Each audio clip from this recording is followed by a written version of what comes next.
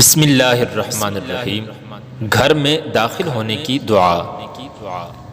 حضرت ابو مالک اشعری رضی اللہ تعالیٰ عنہ بیان فرماتے ہیں کہ رسول اللہ صلی اللہ تعالیٰ علیہ وآلہ وسلم نے فرمایا کہ جب بندہ اپنے گھر کے اندر داخل ہو تو یہ دعا پڑھے، اللہم انی اسألک خیر المولج و خیر المخرج بسم اللہ ولجنا وعلی اللہ ربنا توکلنا، اور اس کے بعد اپنے گھر والوں کو سلام کرے۔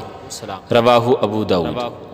ترجمہ: اے اللہ، میں داخل ہونے کی جگہ اور نکلنے کی جگہ کی بھلائی کا تجھ سے سوال کرتا ہوں۔ اللہ کے نام کے ساتھ ہم داخل ہوئے اور اپنے رب اللہ پر ہم نے توکل کیا۔